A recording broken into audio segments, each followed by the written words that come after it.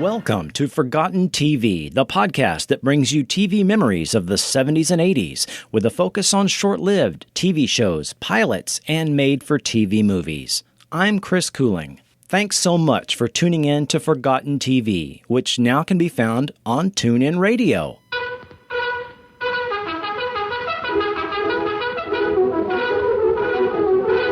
The Lone Ranger.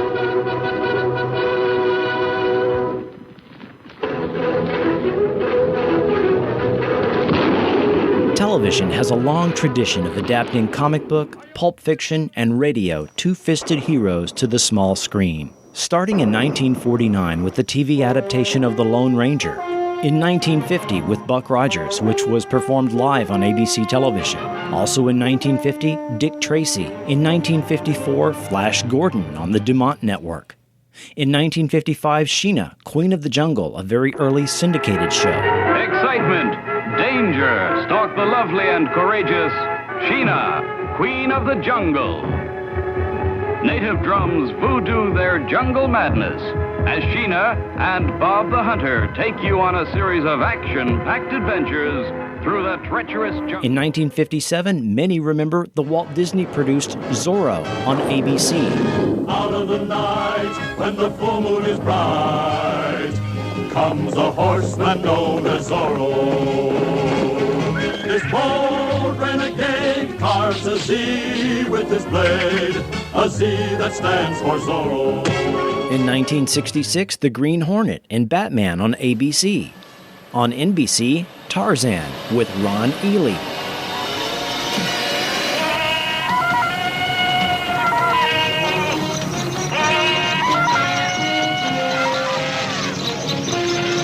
In 1979, NBC brought us a second TV incarnation of Buck Rogers. Fast forward to early 1986. With the exception of a brief effort to resurrect Zorro on CBS, television had not had a live-action adaptation of a non-powered hero character from another medium for several years.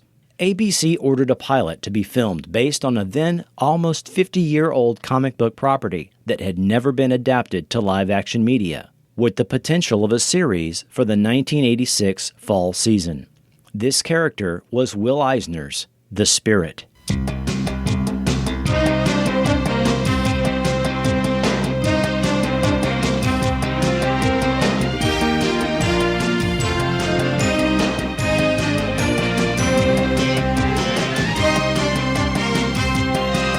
The Spirit was created in 1940 by artist and writer Will Eisner. The character ran in a comic book with an unprecedented format.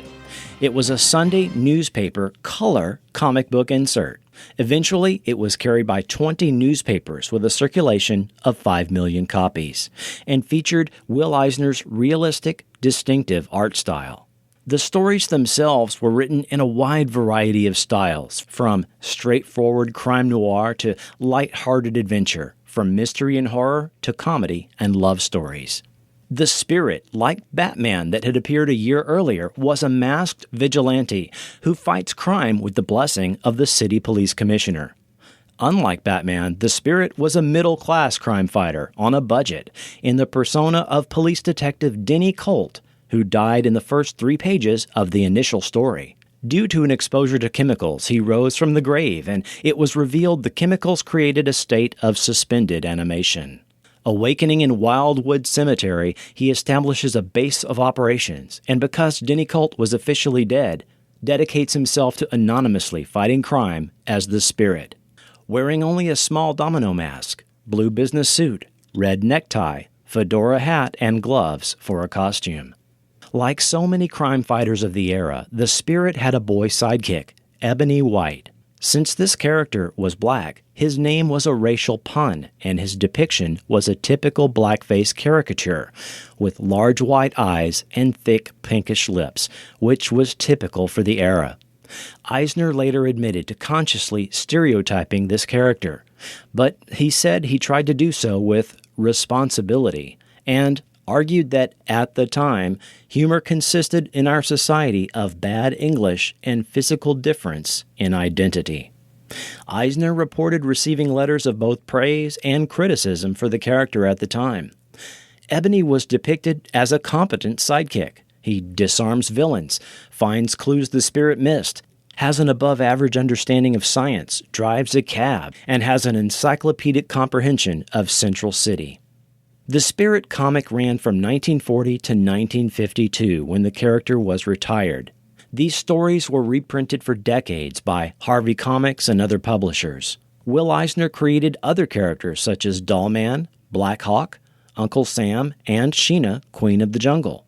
But unlike other comic heroes such as Superman, Batman, and Captain America, the Spirit was never depicted on screen in the 1940s or 50s. Story has it that Republic Pictures was interested in doing a film version and was in negotiation with the copyright owner in the mid-40s, but they were never able to close the deal. The leftover screenplay became the 1943 serial The Masked Marvel.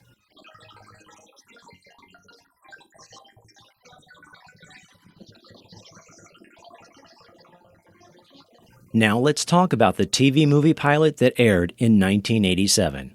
Directed by Michael Schultz, who went on to direct episodes of Picket Fences, The Young Indiana Jones Chronicles, The Practice, Chuck, and currently Arrow on the CW, and written by Stephen E. D'Souza, who had written episodes of The $6 Million Man, The Bionic Woman, Knight Rider, and The Powers of Matthew Starr, and would write Die Hard the following year. Starring Sam J. Jones as the title character, having previously played two-fisted pulp hero Flash Gordon in the 1980 film, it was thought Jones was perfect for the role.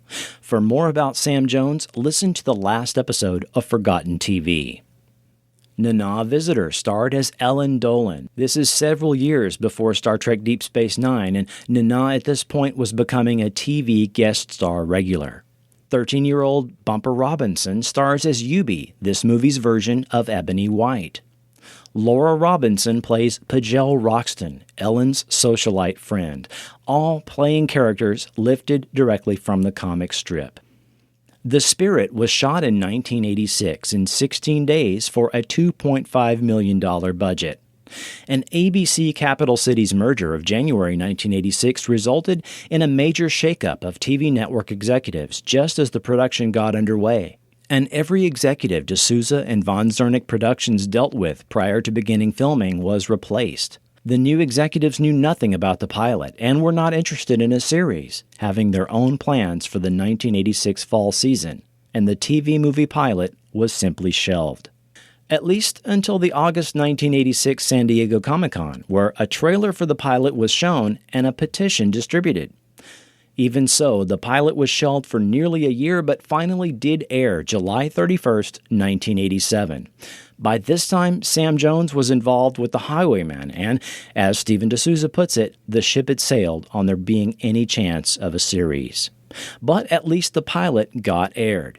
Dropped on a Friday night as part of an ABC Friday night movie double feature, followed by National Lampoon's Class Reunion. Next, we'll take a look at the recap of the Spirit TV pilot movie after these messages. This is ABC. I know how the human mind works, how the criminal will react. This is my gift. Pat Morita is Ohara. The name is Ohara. Premiering Saturday. We got vermin on the roof, but I got an idea. He's bringing justice to a naughty world. I think I got him. Sledge Hammer. Premieres Fridays this fall. Suppose an alien being visited the Earth. What do you want from me? Suppose he looked like you and me. I don't know who you are. I don't know what you are. Suppose he wanted to stay. I'll bring you the being, the creature. From the creators of the hit movie, Starman is back this fall. I'm going to reinstate Blipford's. This is big, isn't it? They're lethal. I've got a story that's going to blow this network. He saw the tape, Ben. It was pulled from Ohio. No Blipfords, no deal. You want him alive or dead? People translated as data. Blipfords have to be pulled. What am I on air? And now I'd like your comment on the revolutionary Blipfords. Headroom, coming March 31st.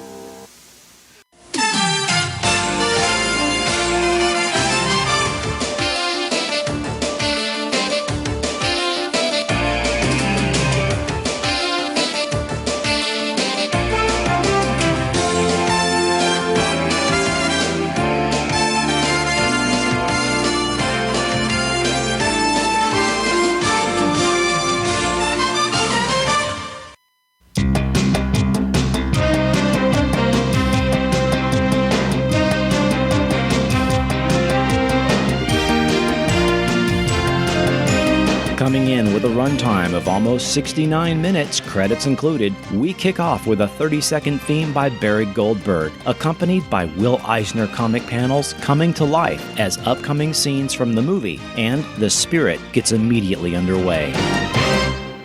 Act 1. We open with police detective Denny Colt racing to assist his old mentor Will after being attacked and his home set on fire by an unknown assailant. Hang on.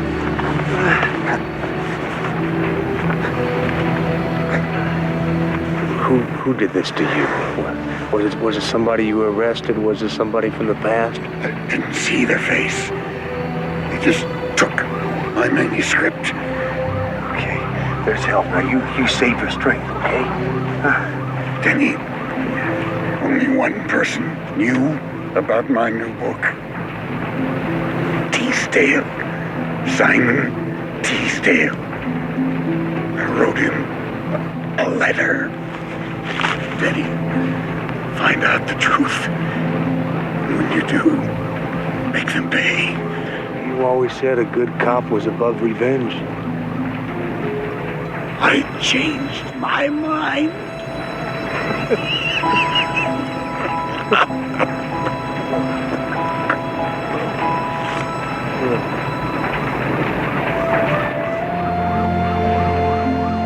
Denny follows this lead to Central City, far from his normal jurisdiction of East Armpit, Oregon.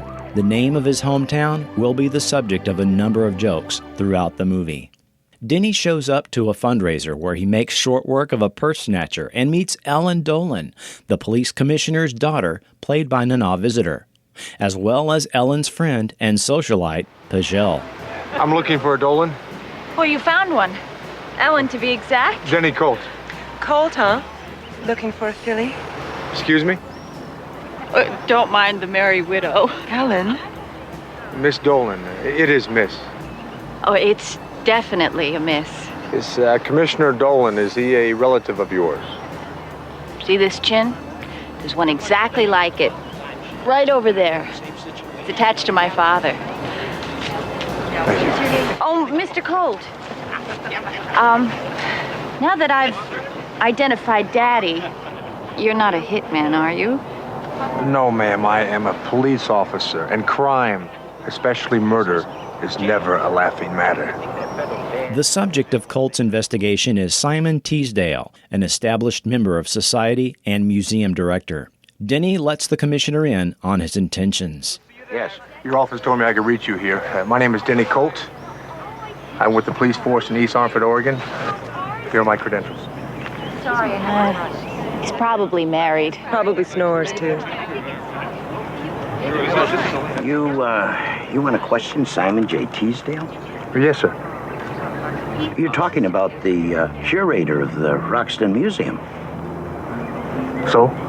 No, that's not the kind of man you casually drag into a murder investigation. No. Hey, maybe you do things different up in East Armpit. Armpit. Yes, sir, we do things different up there. Nobody's above the law, no matter how rich, no matter how powerful. Now, wait a minute, son. Maybe you think that boondock badge of yours is going to make us locals kowtow and quiver. Well, you've got another think coming. You want to do business in my city, you make an appointment for Monday. Commissioner, sir, my best friend in the whole world died in my arms 2 days ago, and I do not intend to wait until Monday to find his killer.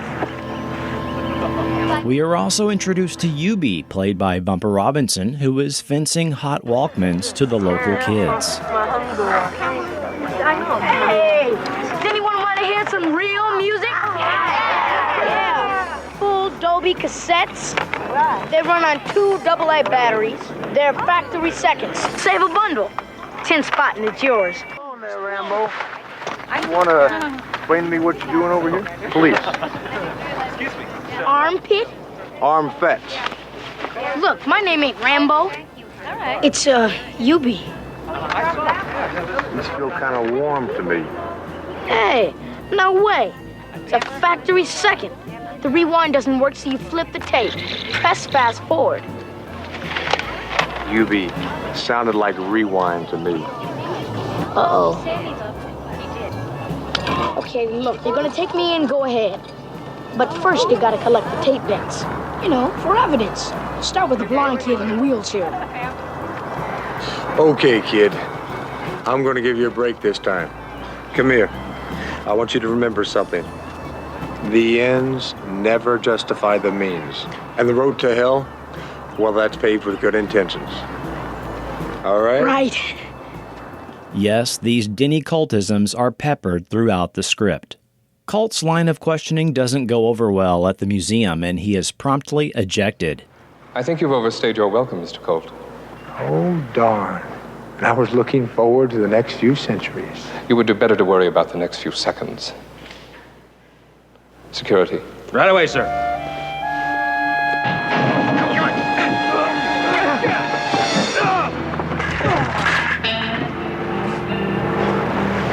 But when Colt meets up with shady informant Bruno later that night at a local pier, he gets shot and left for dead in the bay.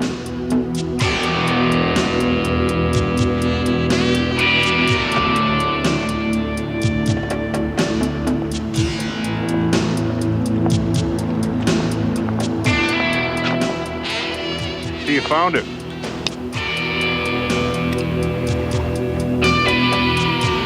You're a veritable homing pigeon.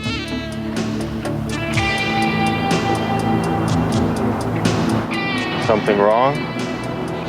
It's funny. Earlier today you seemed stupid. So did you.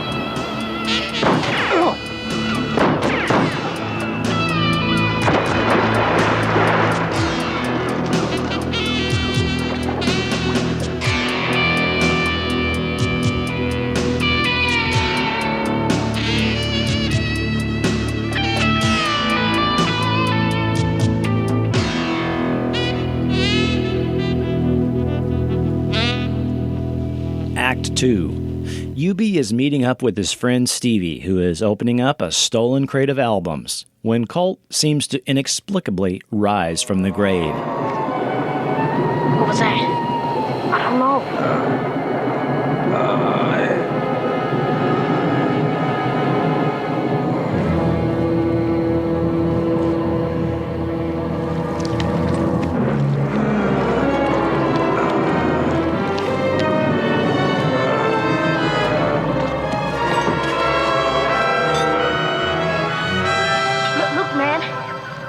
I'm cool. I didn't know this was your turf here. Some of my best friends are zombies. Officer Colt? Is that you? You better have a receipt for these. It is you.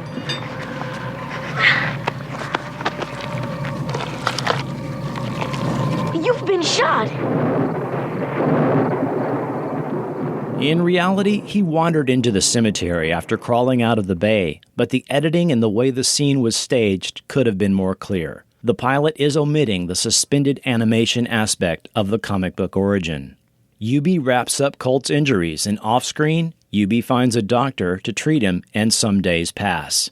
We cut to Denny Colt's funeral, attended by the commissioner and Ellen.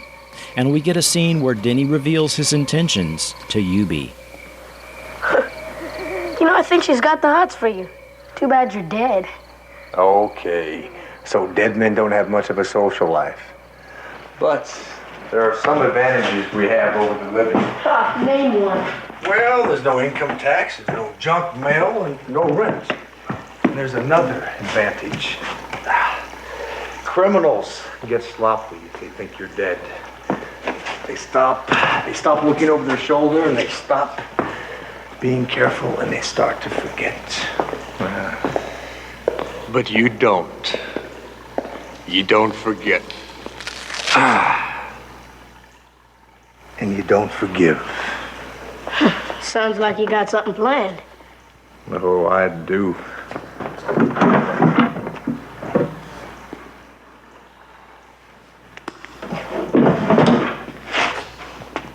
Well, what do you think? Maybe you ought to lie down again.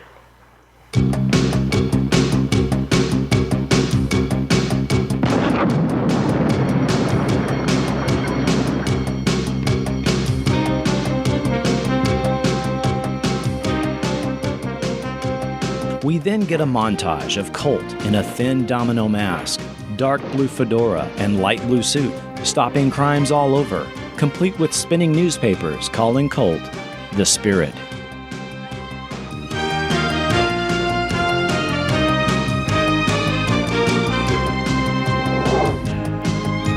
Colt has a Batman-style meeting with the Commissioner, but in a very un-Batman-like act, he reveals himself. I don't believe it.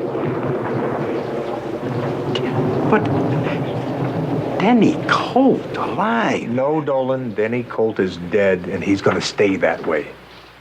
But I don't understand, but isn't it obvious? Look, the criminals I have captured are behind bars where they all belong. But if those same criminals had been captured by Officer Denny Colt instead of the mysterious Spirit, you would still be in court stumbling over red tape and fighting bureaucracy instead of crime. Then Ellen shows up for an awkward meeting. I'm sorry if I startled you. It's all right. Didn't mean to beat you into unconsciousness. I'm sorry. It's been a pleasure, Miss Dolan. Commissioner, I'll be in touch. Oh, wait a minute. Yes. Why can't the mask come off? Oh, well... Oh, because criminals fear the unknown. Because a man with no name is a man without restraints. Right. You know what that sounds like? The Lone Ranger. The Lone Ranger, I know. Maybe this mask was a mistake. Act 3.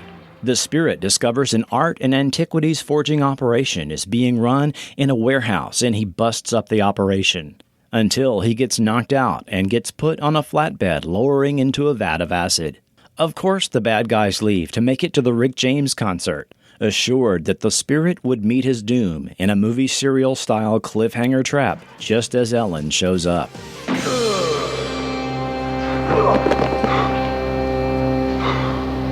Not bad. Focus, one priceless work of art. At the same time, focus, no more body. You guys like Rick James? I think we can still make it if we hurry. Dean, get the door.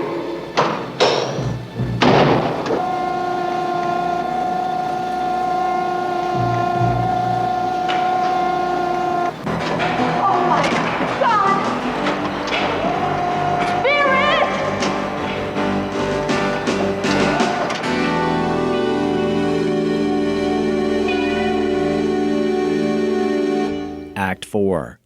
An unconscious Spirit is rescued by Ellen and gives him an awkward cab ride home.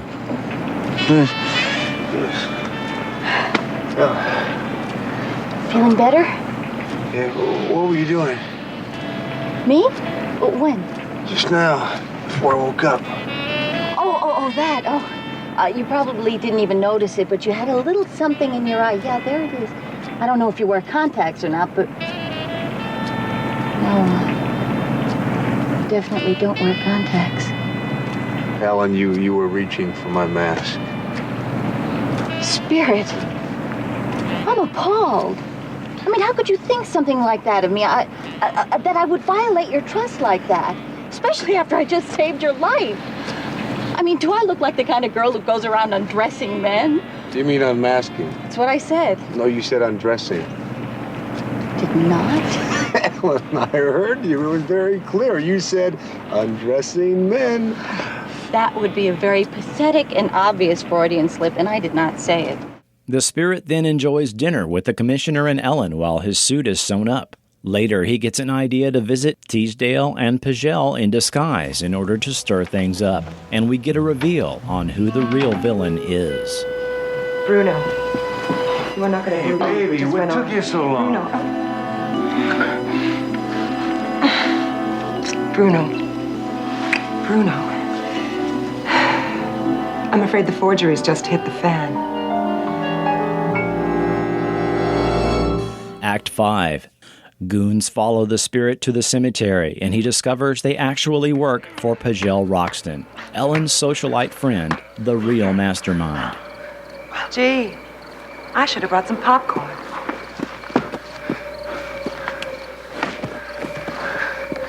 You. And all along, I thought it was Teasdale. Teasdale is a pompous fool, but an honest one. And what does that make you? Trouble.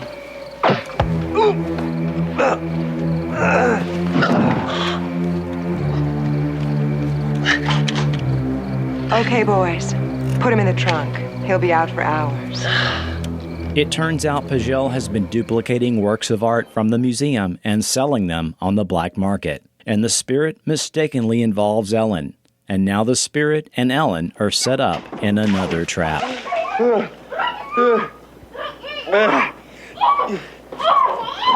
Ellen! What's she doing here? She had a personal invitation from you. What do you mean? You called her name. I aim to please. You see, maybe you don't care about yourself, Spirit. But I'm willing to bet that a wholesome guy like you can't stand the sight of ingenue blood. Let her rip.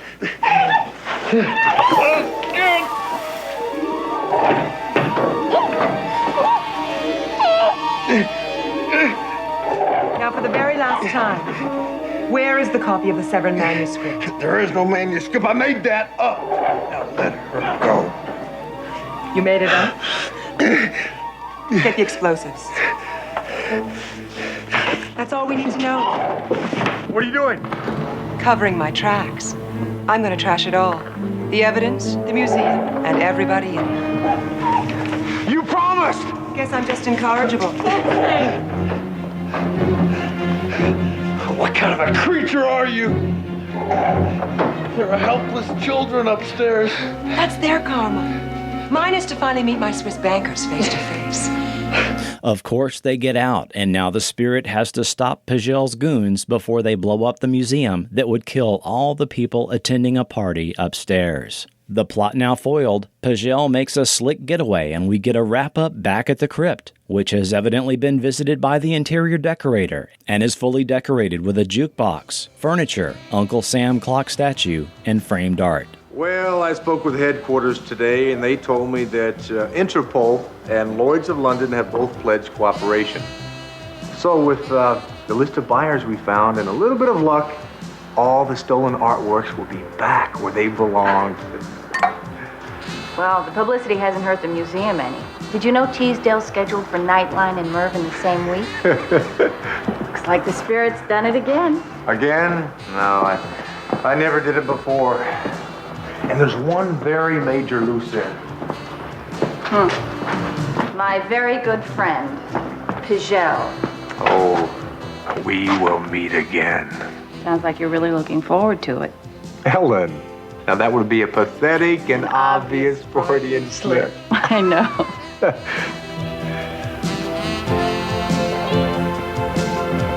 Well, I've got a long day of crime fighting tomorrow. I'll get your coat. Well, Spirit, I gotta tell you, you've done wonders with this crypt. Do you really mean that? Oh, it's definitely you.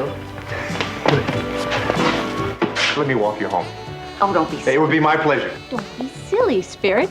I mean, I appreciate the offer, but it's really not necessary. I've survived a kidnapping, torture, time bomb. I'm perfectly capable.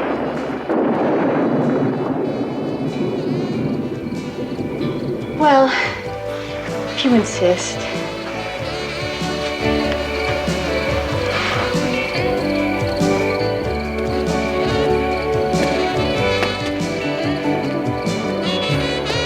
You know, Spirit, this could be the beginning of a beautiful friendship. Weird, but beautiful.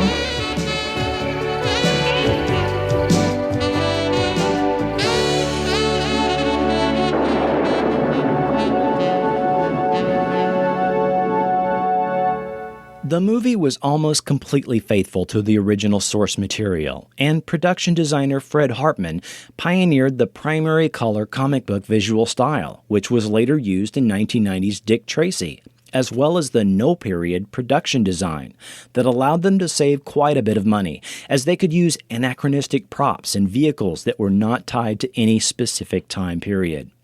This was later used to good effect in Batman the Animated Series, the 1990 Flash series, and even Gotham, that airs currently on the WB. Some scenes in The Spirit even recreated specific moments from the comic book, panel for panel.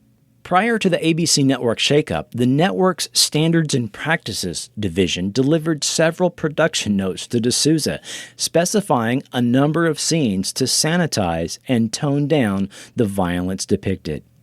What did make it to the 1986 ABC fall season instead? With the exception of Head of the Class, none of the new fall series were very successful, and all were quite short-lived, and include The Charmings, Gung Ho, Life with Lucy, Ohara, and Sidekicks. Not everything from ABC's 86 fall season is totally forgotten. Although short-lived, many people have fond memories of Max Headroom, Sledge Hammer, and Starman. An animated feature to be directed by Brad Bird was reportedly also in development in the 1980s, but never materialized. 20 years later, The Spirit was resurrected by Lionsgate, written and directed by Frank Miller. Perhaps you remember the striking visuals in the style of 300 and Sin City presented in the movie trailer. Or maybe you were one of the few that actually saw it. My city, she's always there for me. She sleeps after midnight and until dawn, only shadows move in the silence. Damn, I've got no time for this. My city screams. She needs me. She is my love. She is my life. And I am her spirit. The film was almost universally panned by critics and audiences, and it turned out to be a big money loser for the studio in 2008, performing slightly worse than The X-Files, I Want to Believe, at $19.8 million.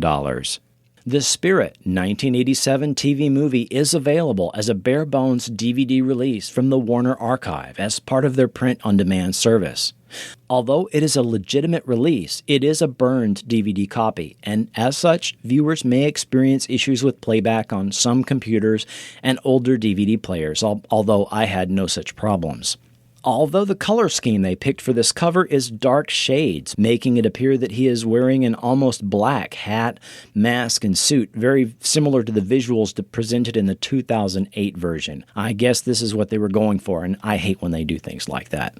Like Denny Colt, nothing in the comic book world stays dead for long. With the innumerable comic book films and TV shows that litter the film release schedule and TV listings, we may yet see The Spirit live again in live-action form. Next time on Forgotten TV. May I introduce myself? My name is Kolchak of the Daily Chronicle. Kolchak reports the bizarre, the unexplainable. You again is another crazy story. This nut thinks he is a vampire. Darren McGavin, the Night Stalker.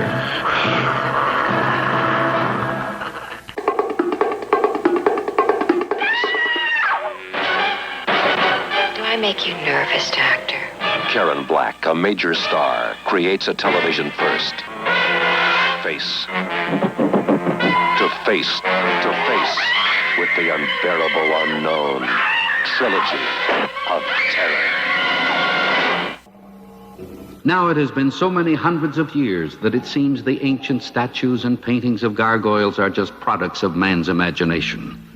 In this year, with man's thoughts turned toward the many ills he has brought upon himself, man has forgotten his most ancient adversary, the gargoyles.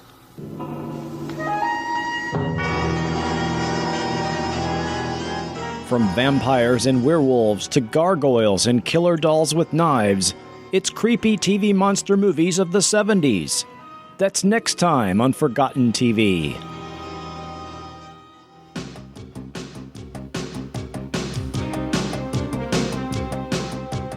Forgotten TV is not affiliated with D'Souza Productions, Warner Brothers Television, ABC, or any network or production company involved in the making of any show mentioned in this episode.